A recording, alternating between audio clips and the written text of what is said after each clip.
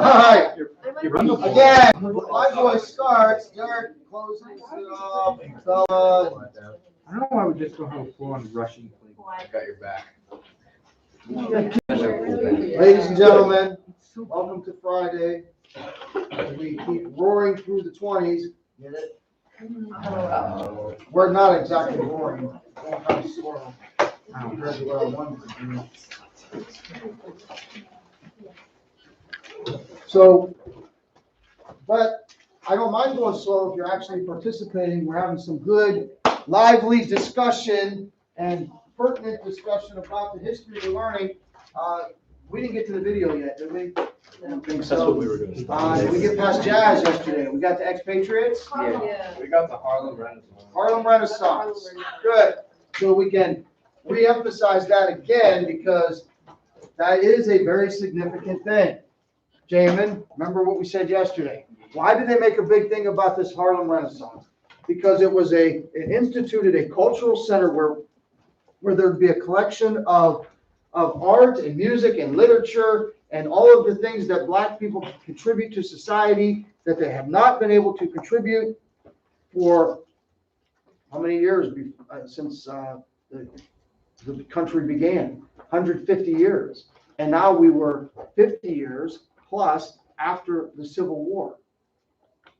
And this is finally the chance for them to become part of the popular culture. So that's a very significant thing. I mean, if you look at entertainment today, you can almost say it's dominated in some cases, some genres, right? Yeah. Was that like where the Harlem Globetrotters came from? Well, sure, that would be their home, Harlem. Harlem in New York. Their analogy is Thank you. Good point. And that brings us to the video that kind of we'll talk about all these things we've had in our notes so far and give you some visual reference to go with it. Mr. Franken, The Grammarly commercial's back by the way. What's that? is this a song? What about it? Is this a song? It's a poem. Oh. I suppose you can set it to music if you'd like. You know, you say that 2,000 times too. And I I would just hear gotta write it down. I'm calling That's with 45, James. I'm calling me the 0 point. Wait, what? Detroit? That's what I'm talking about. Detroit. I'm trying to get on my plate. Lights, please. All right. I'll probably stop it a couple times just to add commentary to it, but I'll try not to too much. There we go. Please pay attention. The 1920s looms large in the public's popular imagination as a glamorous era of technological change and widespread prosperity. Bookended by 2 world wars and the Great Depression, the period during the 20s was an oasis of calm, wedged between. I'm not going to stop it every 20 seconds, but hopefully you're paying attention and watching and seeing that, okay, what happened in the 20s already just in those images? 2 words. Telephones in the house, cars, right? Right. They set it up by saying this is a period between the 2 wars. Yeah. After World War I and before World War II. But just in that quick 20 seconds, if you're watching and processing what they're showing you, you're like, oh, all of these things that we take for granted today that you think they had them forever really didn't come into being until the 20s. The radio, the telephone, the automobile. You're going to see a blender, a vacuum cleaner. The 20s is when this all happened. Between a series of global calamities. And Although not everybody felt the benefits of this abundant time across the US and Europe, more Some people- relaxed social attitudes made the 20s a grand time to party. While economic growth during this era was ultimately built on sand. Oh, what are you doing burning a $100 bill? Basically saying a lot of burnt money in the 20s. And the decade would end in disaster. The 20s reputation as a golden time for art, literature, and music is well deserved. After the horrific events of World War I came to a close in 1918, The mood across Europe and America was one of renewed positivity. Almost 20 million people had died in the war, and shortly afterward, tens of millions more had been killed by the Spanish flu epidemic of 1918 through 1920. With these dark events, No, that's an epidemic. That's a pandemic. fading into the past, and many novel inventions and forms of entertainment now available, the future looked bright for many. During this innovative decade, a wealth of new technology changed day-to-day life for many ordinary people. Labor-saving inventions, such as the blender and the vacuum cleaner, were marketed to everyday consumers. Many older inventions, such as the radio and the car, suddenly became affordable and mass-produced for the first time. In the US, Henry Ford developed an automobile that was cheap enough for ordinary people to buy, changing America's landscape. This era gave birth to modern American consumer culture, partially fueled by the development of modern advertising, in tandem with the rise of inexpensive print media and modern radios. The sudden availability of cheap credit in this period also meant that many people spent more on luxury items. With a wave of new inventions came a wave of money, and in the US, the economy surged on the back of these profitable new industries. The Republican governments of Warren G. Harding and Calvin Coolidge introduced major tax cuts, which, with the rise in wages, massively increased spending. The stock market boomed, and while Europe was saddled with war debt, the US became very confident in its position as a financial giant. As share prices rose, the American stock market looked like a safe way to make money, and many ordinary people invested their savings in stocks and shares. Lots of people flocked to American cities to share in this increase in industrial activity. For the first time in US history, more people lived in urban areas than in the countryside. Those who didn't move to the cities in this decade would lose out to those who did, both socially and economically. With more leisure time, more money to spend, and more progressive ideas taking center stage, many Americans drank, danced, and partied like never before. Although the more conservative sections of society were horrified, many people embraced this more liberal atmosphere, especially in the wake of the previous decade's unrelenting tragedy. Women were at the forefront of this revolution of attitudes. Across the Western world, they had been given the right to vote just after the war, and ideas about what women could and couldn't do were changing. Flappers, as they were known, were a breed of fashionable young women who embraced their new freedoms. Many women had entered the workforce during World War I, and after the war, they were hired in white-collar jobs from which they had been previously barred. These women would go out to drink, dance, and smoke, just like the men did, without shame. The move away from conservative ideas and behaviors influenced women's fashion as well. Leading designers such as Coco Chanel and Jean Laveau were the era's style goddesses, and their innovative designs encouraged looser and less formal, but still glamorous clothing. Short haircuts and shorter dresses were suddenly the height of fashion. In the US, these modern women and their male equivalents went to speakeasies, illicit nightclubs, to drink and dance. Prohibition was introduced in the US in 1920. In theory, alcohol was illegal, but we associate the 1920s with excessive drinking to this day. Prohibition across the US was not policed properly, and it was common for the policemen and politicians to look the other way while bootleggers smuggled alcohol across borders and from coasts. Bars that sold alcohol illegally were raided regularly, but they stayed open due to their vast popularity. Many people found that the raids just added to the excitement of going out for a drink. One of the darker aspects of life in the 1920s was the massive rise in gang crime caused by the ban on alcohol. Prohibition ultimately caused more problems than it solved, with New York and Chicago becoming hives of gang activity during this era. The most famous bootlegger of all, notorious gangster Al Capone, was so well connected to local politicians and police in Chicago that he avoided prosecution throughout most of the 1920s. He ultimately went to jail because he hadn't paid his taxes. Bootlegging would continue to be widespread until Prohibition ended in the 1930s. One reason the speakeasies were so popular in the 20s was that many played jazz music. Jazz spread like wildfire across the US and Europe in the 20s due to the sudden availability of cheap records. Small labels could now record obscure bands in cities like New Orleans at minimal cost, which meant that people worldwide could easily listen to and copy new music styles. With new genres of music came new styles of dancing. Old-fashioned ballroom dancing was still popular, but younger crowds were embracing more energetic styles. Frenetic dances, such as the Charleston and the Lindy Hop, aged out slower, more conservative styles meant for classical music. Many forms of self-expression got a considerable boost in this era of radical convention-defying artistic movements. The horrors of World War I had led many people to re-examine human nature and society at large.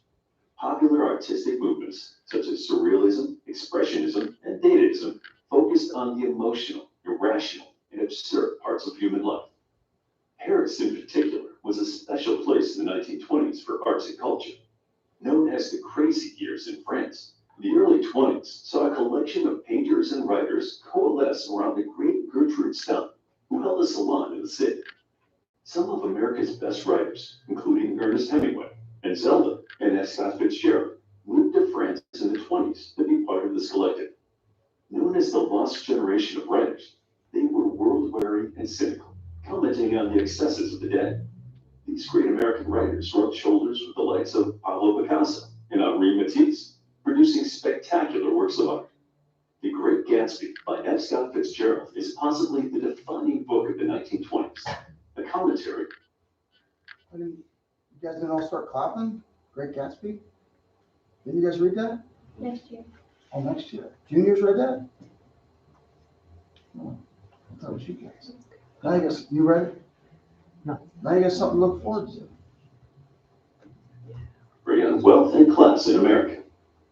The U.S. would also flourish artistically, and many European trends would successfully cross the Atlantic, especially the Art Deco movement. The Empire State Building, the Chrysler Building, Rockefeller Center in New York are examples of American Art Deco masterpieces built in the. Okay. Anybody getting queasy just looking at that? What is that guy doing? What are you doing? Washing windows. I can't even see. Who? You don't Take see off this the guy ad. right here? No, take off the ad. He's washing windows. What's this guy right here? That's so cool. Oh my god. Who would do that? That is so cool. So cool. That's yeah. I get a little queasy just looking at it. That is sweet. I wouldn't do it, but I would do it as a joke. lose my job. I lose my balance once I get fourth step on the ladder. He would like trip on the staircase. I got- Bro, bro moves like one I wish I did. left, he's gone. Me and Jonathan used to build. You must be What is taking it? your time. Secure. New York produced many great artists. Never did the gym. The Borough of Harlem produced the Harlem Renaissance, a collective of African-American musicians, writers, and poets whose art would become one of the era's defining movements. People working in the arts could now reach more people than ever before with the rise of film and radio.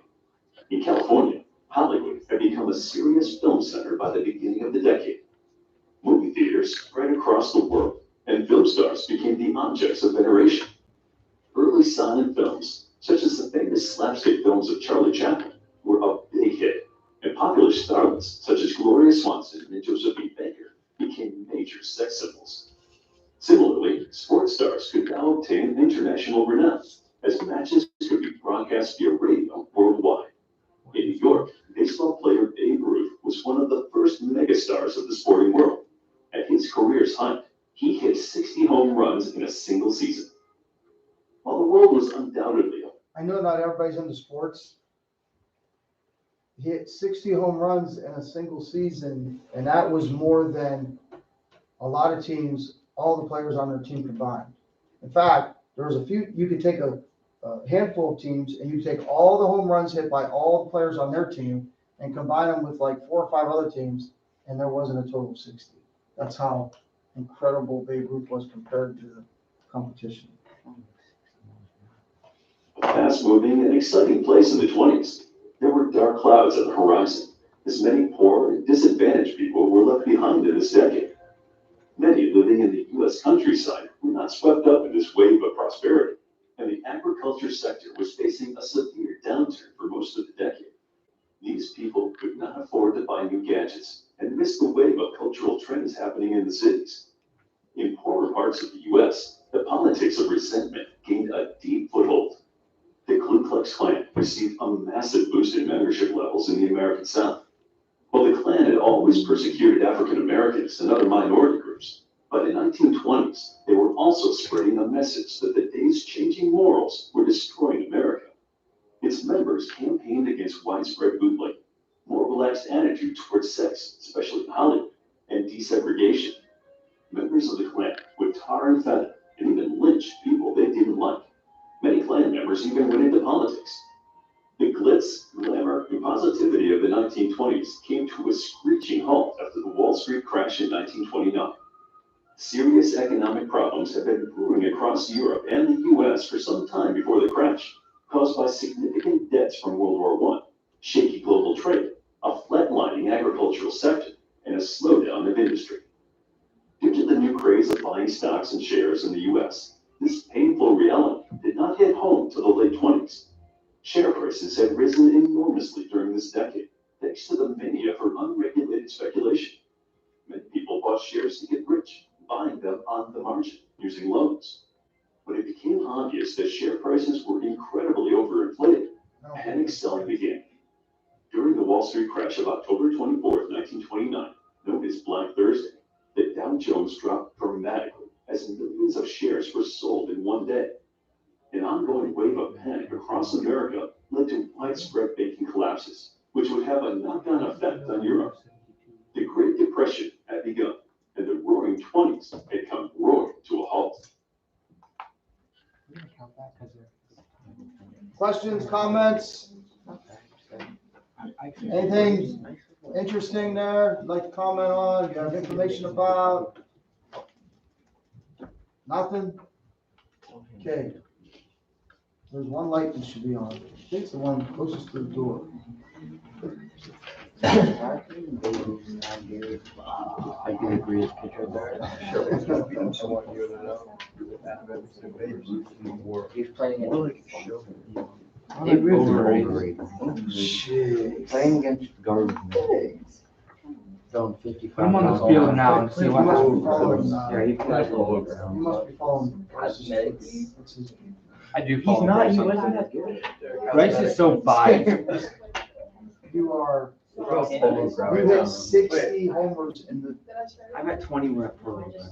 I think the guy in second hit like 9 or something. Yeah, but because. Yeah, well, wait till Seth runs it back in 20 Wait till minutes. Seth- Wait till he leads the Youngstown team with 61 home runs. All right, Seth is the reincarnation of faith. here we go, continuing on. What happens after the war? Of course, it's the Roaring '20s. Roaring '20s, they talked about all the partying. But immediately after the war, there's problems.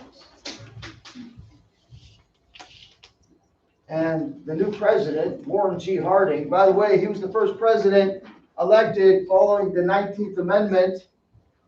He is the 29th president. And should I keep perpetuating this historical joke?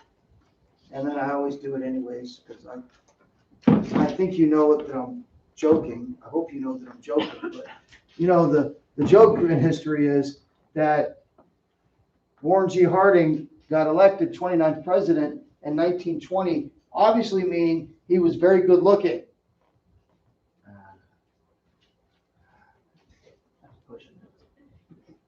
What do I mean by that, Annie? What people that use that as a joke, it's not very nice, is it? What are they saying? That since women were allowed to vote, they were just going to vote for the better looking guy. Isn't that mean? Like I said, I hesitate to perpetuate that joke. It's just fun. It's just joking. I don't really believe it. Oh, no, I didn't know if you were minister. Really? You think guys believe Was he that? good looking? Well, they showed a picture of him, didn't they? Yeah. I thought you were like He's the one on the left. him like he was actually not great. Thought it was just sarcasm, but the other joke was a lot we do funnier. just the fingers. However, there is credence to people voting for something as superficial as looks. If you study the 1960 election, you had Richard Nixon, who would become president later, against John F. Kennedy. And it was the first presidential debates that were televised, 1960. There are people that say, and it was a very close election, by the way, very close. There are people that think that because those debates were televised, and according to popular opinion, you had the, like, not very good looking Richard Nixon standing on stage with the supposedly really good looking John F. Kennedy, and that did enough to, since it was such a small margin, those people that would vote just based on something superficial like that, someone that looked better, spoke better, that turned the tide for Kennedy, or we might not have had a President Kennedy. Some people think it was that superficial. Here you had this good-looking young guy against this old curmudgeon, Richard Nixon. Didn't really matter what they were saying. Hey, how do they look? Is it wrong to think that some people are that superficial? No. You know, a lot of people, that's how they operate in life. They don't really think about things. Hey, I'll just vote for the better looking guy. I'll just vote for the guy that speaks better. That happens all the time. The economy actually was slow to adjust. I mean, we talk about the roaring 20s and the stock market taking off, but it didn't happen right away. In 1921, the unemployment rate was 12%. What's that mean? During the pandemic over the last 2 years, our unemployment rate got to 12, a little more than that percent. And we had a really bad economy, right? So this was getting into really bad danger zone. It's not the highest unemployment we ever had. When we get to the Great Depression, we're going to talk about like 25%. So if you think about your neighborhood, 1 out of every 4 houses, the people living there didn't have a job, didn't have income coming in. That would be pretty depressing, right? And by the way, it was during a time where government wasn't so involved as they are today, that when people are down and out, they can go to a government office and get help. Wasn't like that back in the 1920s. So if we look outside at this row of houses here, and we count 8 houses in our site, and 2 of those houses have families that don't have any income, isn't that depressing? That would be 25% unemployment. This is 12. And usually statistically, if your unemployment rate's like 0, that's great. That means everybody's working, right? But that's not even hardly possible. There's going to be reasons why some people are out of work. So usually if you see unemployment at like 4 or less, that means the economy's doing really good. Because some people are not working because at that particular time they're not even seeking work, because maybe they're in between jobs, they're changing careers, they're going back to school. So if the unemployment rate's like low, less than 5, most economists would say they would actually call that full employment. 12, you're getting into a danger zone, the economy is pretty bad. 20s, your economy is really depressed. They mentioned in the video, if you were not living in the city, if you didn't take part in this, big word coming up, urbanization. What's urbanization, David?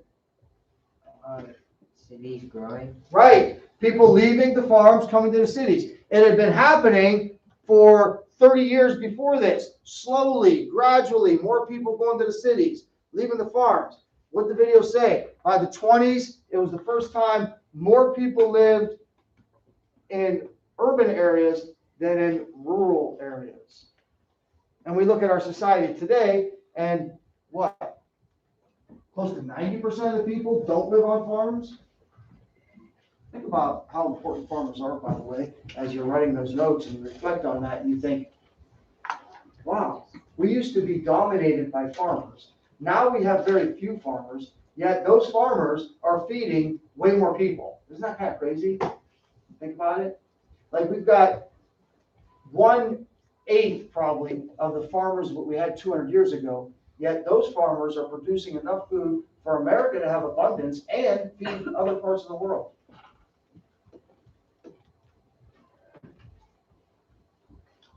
Now, if prices are low, am I happy? If I go into the grocery store and I see that the price of milk is like $1 something, or if I see the loaf of bread's less than $1, am I happy? I am. Is that good for everyone? if you're a farmer and the price of milk went from $2.79 to $1.79, and you were producing your crops, or in that case, your dairy farm, and you were doing it with the idea that milk is at $2.79, and all of a sudden the price goes to $1.79, and everything you were investing into your farm was based on a $2.79 price, how bad would it be if all of a sudden the price was $1.79? All the money you've invested into your harvest, and now it's coming back that the wheat or the milk you're getting far less for that. That's a depression. And that's what a lot of American farmers were facing in the 20s. So all this glitz and glamour and roaring 20s was concentrated in cities, not to the farmers. And farmers for like a whole generation, kind of amazing that we still have as many farmers after the Great Depression that we did, because this starts in the 20s. Then there's going to be severe drought. Anybody ever heard of a book called Grapes of Wrath? If you haven't read it yet, if you at least heard of it, raise your hand if you heard of it. It's called The Grapes of Wrath. Do you know who John Steinbeck is? One of the authors, great authors in America. Have you ever heard of Mice and Men? What else? Mice and Men, Grapes of Wrath, a couple other ones that he's very famous for. But that is a book based on a movie made. Oh, you were thinking of what are they called? Veggie Tales. When I say Grapes of Wrath, no. This is the actual book, right? And it's about the plight of farmers in 1930s America. On top of what was happening in the 20s, a drought came. Much of what we call you guys remember this before, what do we call the Central Plains of America? The breadbasket. Drought came, and a lot of their crops dried up. And that book's about those people that were living in those conditions. And also at that time, then there was a surge in the population of a state like California, because they wanted to go from the destitute that they were living in, trying to maintain their farms, losing their farms because they were losing all their money. So not only were they losing their crops, they were actually losing their land, because now they can't even pay for their land. Does that make sense? So there was this migration west, mostly to California, a land flowing with milk and honey, as it was described in the Grapes of Wrath. You're going from this destitute, drought-ridden farmland to this incredible place, California, flowing with milk and honey. Then we had what you put in your vocab, but a little more detail here about this Red Scare. The Red Scare was a legit thing. It was a small group, thankfully, a very small group of communists working with other people called anarchists. And anarchist is like opposite of a monarchy. A monarchy is one person rules. An anarchist is no one rules. There is no rules. There was a popular movie about 10 years ago. I don't even know because I don't watch it. I only heard about it in the fringes. You guys probably heard of it more than me, called The Purge. Is that like, you guys heard of that? Some disgusting movie about anarchy, and there's no laws, no rules, like something like for periods of time, you can like do anything you want. Is that what it's based on? So that would be a pretty scary society to live in. Well, these people were trying to rise up because they were against the American capitalist system. And, we live in crazy times, we do, and there's a lot of violence and there's mobs that go in the streets, and you turn on the news today and they just crash through stores and steal all the stuff, and they burn police buildings over the last couple of years. That's nothing new. This was happening 100 years ago. And they were bombing government officials' homes.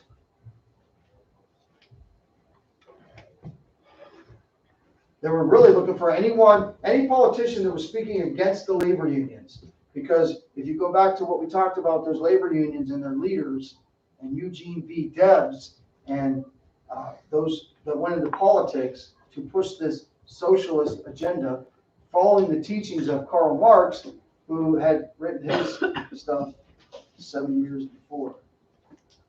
So there was a legitimate concern for communists trying to take over American government.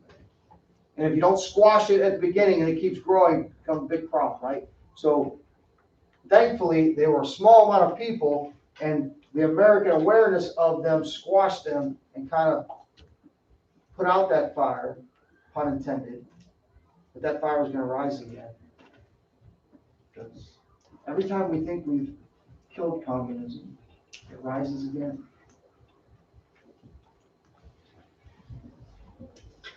President Wilson's attorney general, his house was bombed.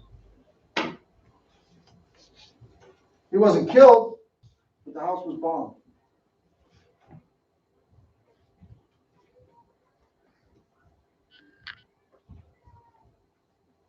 So from this time, America has been very sensitive to communist infiltration. From the time the Bolsheviks took over Russia, and you had that Bolshevik revolution led by Lenin, not John Lennon, the Beatles, Vladimir Lenin, you had that takeover of Russia, and that led to a person named Stalin. Stalin, you're not as familiar with as you are Hitler, even though Stalin statistically killed way more of his own people than Hitler did. Well, Hitler was not necessarily of his own people, but yeah, out there living in Germany. So America's been very wary of communist infiltration, and we'll learn about it later, especially in the 50s.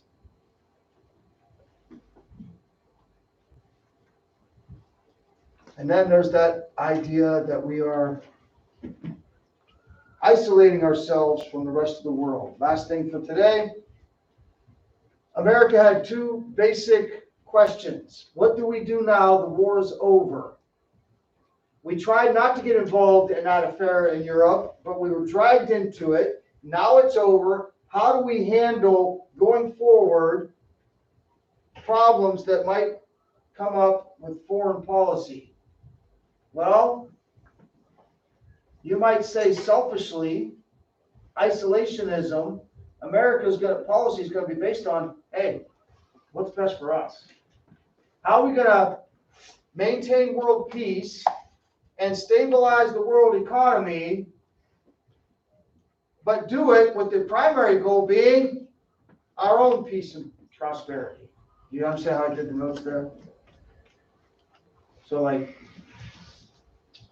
if I was writing it down, I would make like one of those like a sideways carrot and say, we're doing this, we want to achieve these goals like this. I would write down maintain world peace, stabilize world economy, and then to the right, I'd go like this. We want to do that, how to achieve it, with the primary perspective being our own peace and prosperity. We want there to be world peace. We want the economy of the world to stabilize after the war. But of course, we want it to be in a way that favors us. Is that wrong? You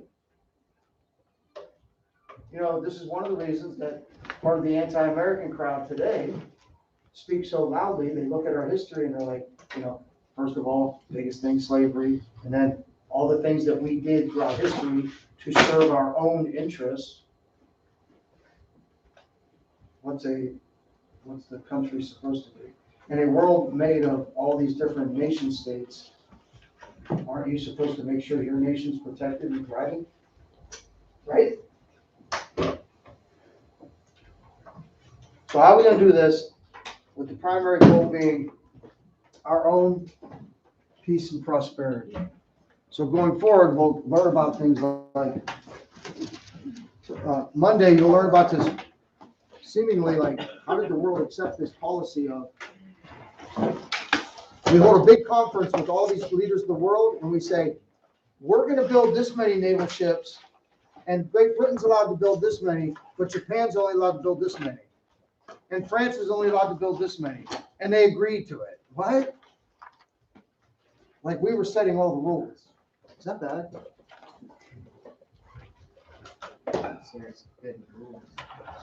Good for who? That was the point. Why would they go along with it? Yeah, crazy. I mean, Because part of the sale was we'll limit ours. Like we have the capacity to really grow our military, our Navy, right? We have more capacity than you.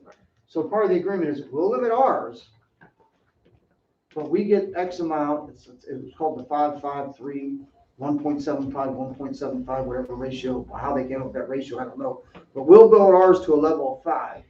Great Britain's allowed to build theirs to a level of 5.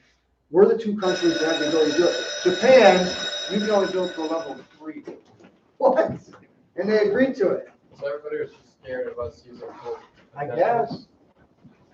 They just didn't want the work from us. Honestly, I couldn't stay here. I love you, but. We are.